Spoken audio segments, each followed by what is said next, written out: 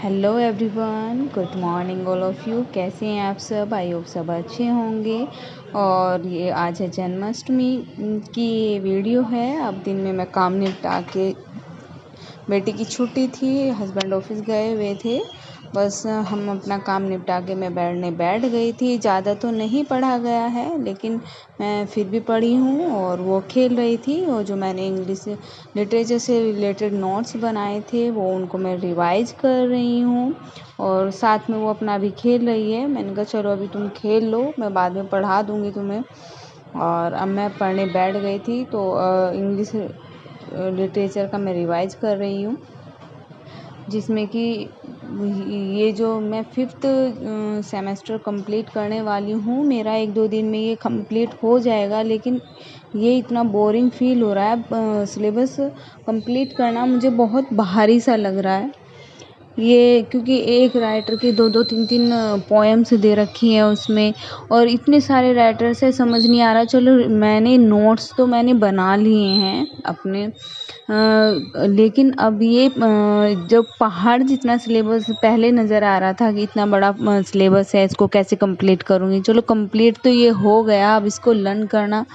इतने सारे राइटर, उनकी इतनी पोएम्स होती हैं, उनके वर्क्स इतने हैं। अब देखते हैं कैसे लर्न होगा, क्योंकि मैं थोड़ा थोड़ा सा ये रिवाइज़ करती हूँ। सारे राइटर्स तो मेरे साथ के साथ रिवाइज़ नहीं होते हैं। और जो हमने ये ठाना है, हम जब अपने घर को संभाल सकते हैं, जो हम हाउस वाइफ हैं, जब हम अपने घर को हर तरीके से, घर की साफ़ सफाई, बच्चों को देखना है, बड़ों की सेवा करनी है, जब हम इतना कर सकते हैं, तो हम अपने सपने क्यों नहीं संभाल सकते हैं। हमें अपने सपने देखने हैं, और जो हमें बनना है उसके लिए हमें टारगेट्स अपने बना के आगे बढ़ते हुए जाना है। और अब ये खेल रही थी, कह रही मम्मा मुझसे नहीं हो रहा है, ये मेरा ठीक कर दो। तो अब मैं इसका ये दुपट्टा सही कर रही थी।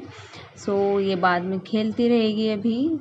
और जब हम पढ़ना शुरू करते हैं, ये नहीं कि हमारे सामने कोई समस्याएं नहीं आती हैं। समस्याएं हर हाउस वाइफ के सामने आती हैं। किसी के सामने कुछ समस्या होती है, किसी के सामने कुछ समस्याएं होती हैं, और उनको करते हुए हमें आगे बढ़ना होता है। बहुत बार ऐसा होता है डिमोटिवेट फील भी करते हैं, क्योंकि बहुत सी लोगों की बातें सुननी पड़ती है कि अब इतने टाइम हो गया पढ़ते पढ़ते, नंबर नहीं आ रहा है, क्या फ़ायदा है, को ये छोड़ के कोई और किसी चीज़ में चल जाओ। लेकिन जब मन तो टीचिंग का हो, तो कोई और क्षेत्र कैसे चुन लिया जाए। रग रग में तो टीचिंग बसी है, तो उसको वो पैशन जो है वो कैसे छोड़ दें। तो इस वजह से मैं और किसी चीज़ में मेरा इंटरेस्ट नहीं है, सिर्फ़ मुझे टीचर ही बनना है। इसलिए मैं कभी और चीज़ के लिए मैंने वो फॉर्म डाला ही नहीं है। मुझे टीचिंग करना बहुत अच्छा लगता है। मैंने शादी से पहले भी 8-9 साल मैंने टीचिंग की है। और फिर इसी वजह से कि मुझे टीचर ही बनना है, तभी मैंने जाके आगे प्रिपरेशन शुरू की थी। मैंने स्टडी छोड़ दी थी बीच में, लेकिन फिर शादी के बाद मैंने स्टडी स्टार्ट की है।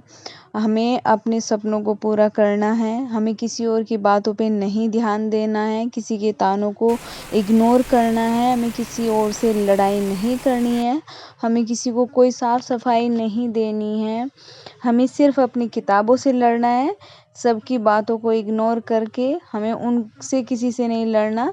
और बस अंत में मैं यही कहना चाहूँगी, क्योंकि अभी हमारे पास समय है, जितना भी समय है उसी को यूटिलाइज़ करें,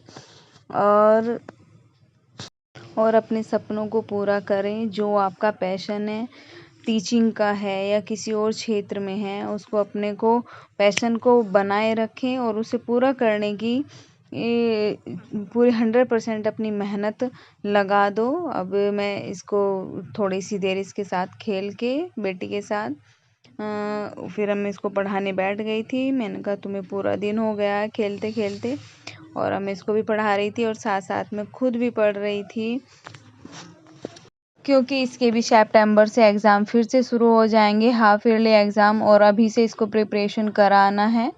और क्योंकि बच्चे हिंदी थोड़ी वीक होती है, हिंदी में मात्राएं वगैरह गलत करते हैं, तो इसलिए पहले से ही स्पेलिंग्स वगैरह जो होती है वो सब चीज़ें इसको मैं पहले से ही लर्न करा रही हूँ।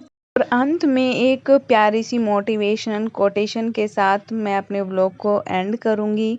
मंजिलें बड़ी ज़िद्दी होती हैं, मंजिलें बड़ी ज़िद्दी होती हैं और ये केवल उन्हें ही मिलती हैं, ये केवल उन्हें ही मिलती हैं जो इसे पाने की ज़िद कर लेते हैं।